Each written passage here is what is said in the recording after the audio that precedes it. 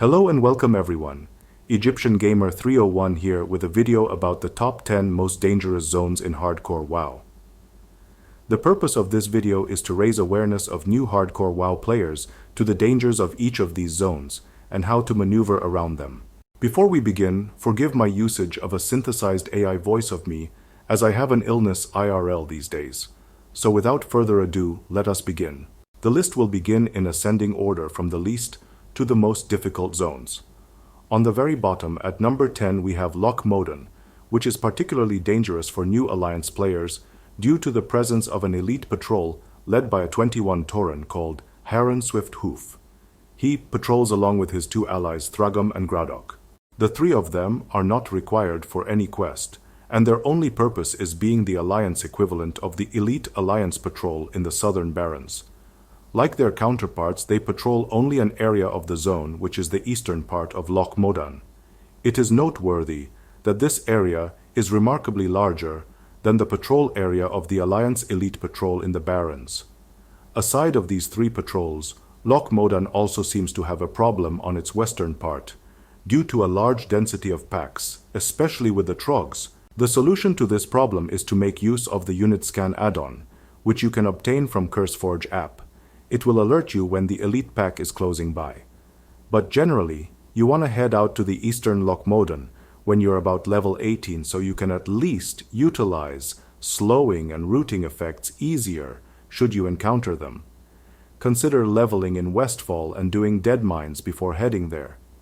As for the Trogs, be careful when walking in their territory and try not to use layers whenever you're near them as they spawn in huge packs. On number 9, we have Silverpine Forest for Horde. The bane of existence of new Forsaken and Horde players leveling there are level 25 elites that are the Sons of Arugal. Outside in Silverpine, there are three scattered across the zone. One is patrolling around the skittering Dark Mine in northern Silverpine. One is just outside the Sepulchre, and the third is around the south of Pyrewood Village. The Sons of Arugal can almost obliterate any level 12 to level 16 in less than 3 hits, and they leave behind a 5-minute curse that deals immense shadow damage every 1 minute. Questing while you have this curse is futile, so you've no other choice but to wait it out or dispel it. Silverpine Forest also has a problem with Dalaran apprentices around Pyrewood Village who will keep frostbolting anyone who gets near. Usually new players tend to ignore them due to their low levels as they walk down the road, but they end up being slowed and taken down by the bears also around them. And at last you have the Dalaran protectors in Ambermill. These mobs will keep spawning Dalaran serpent adds if you take so long to kill them. Warriors leveling with two-handed weapons will have the biggest problems with these, because they can spawn adds that will overwhelm you soon enough. So be sure to do the Ambermill quests on a high level. On number 8, we have the Blasted Lands.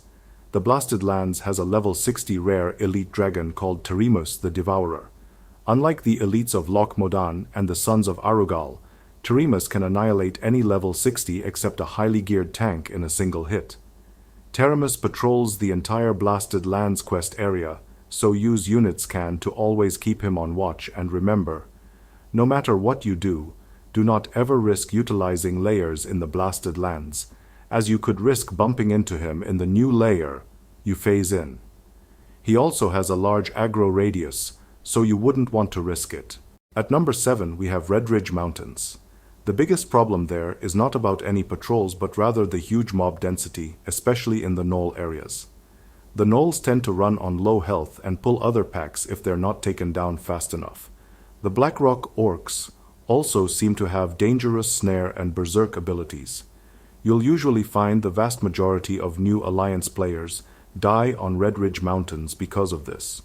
You also have to deal with elite mobs at the water areas, Murloc camps, and landmines. So in general, the key to mastering Red Ridge Mountains is by always questing there as a group.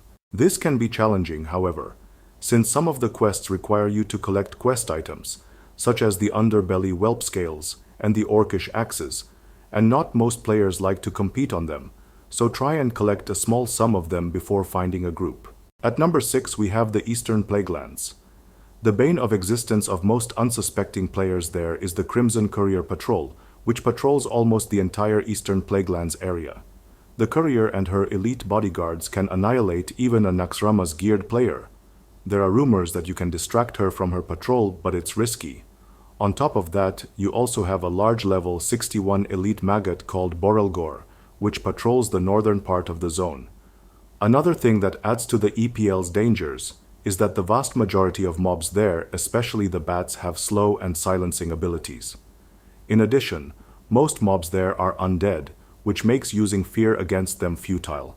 In number 5, we have the Swamp of Sorrows. The Swamp of Sorrows has an elite level 62 dragon called Somnus, which patrols the eastern part of the swamp. But the biggest problem about the zone are the Stonered Horde guards, which will flag any alliance player that gets near them for PvP. That's just another reason to get unit scan. In number 4, we have Thousand Needles, which is particularly very dangerous for Horde players for many reasons. First off, you have the elevators leading inside and outside the zone, and then the elevator at Freewind Post. Like the Thunderbluff elevator, these ones have claimed the lives of many careless players.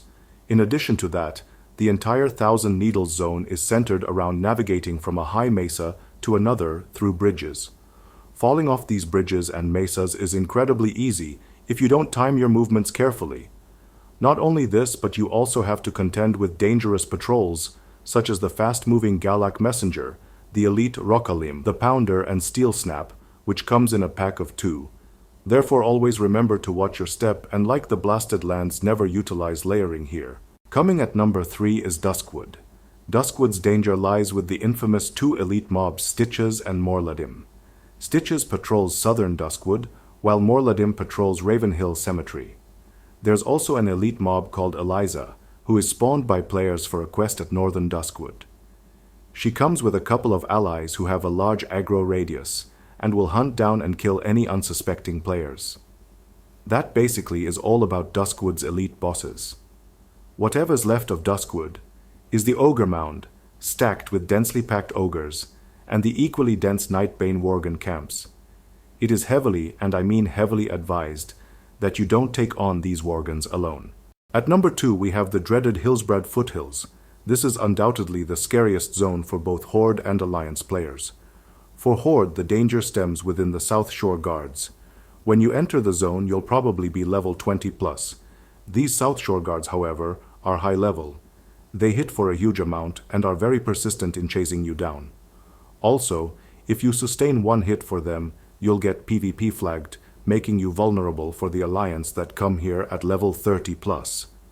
For the Alliance, the danger is mainly from the elite Terran Mill patrols that can decimate you in a couple of hits, and will also PvP flag you. There's also a level 35 Forsaken Courier, which comes with 4 other bodyguards that patrols Hillsbrad Foothills from Arathi Highlands. Both Horde and Alliance can also run into a fearsome level 44 Elite Dragon with 12,000 health called Narilasans. While this Drake patrols the Alterac Mountains, he can be easily kited by griefers to South Shore or Terran Mill, who can easily explain their griefing as if they were running from him. As he runs back to Alterac Mountains at high speed, he can annihilate any low level that stands in his way. At the very top on number 1, we have the fearsome Ungoro Crater. Most people who hear this name will automatically remember the Devilsaurs that patrol around the middle, and the powerful level 60 elite Devilsaur King Mosh. But that's the least of our worries. In this zone, it seems that all the mobs have spells that end you up having to run into a Devilsaur, or slowing you so you cannot outrun them. You have the Raptors that cast Tendon Rip, the Tar Lords that will entangling root you, the Frenized Pterodaxes that will spam terrify you for 4 seconds, and thus having you run in fear into a Devilsaur, and many others. Ungoro Crater overall is the biggest death hazard in the game, and it is strongly discouraged that you quest there on hardcore. What makes it worse is that it is one of the end zones of the game, so dying there will make you feel that you've wasted a huge amount of time after going so far.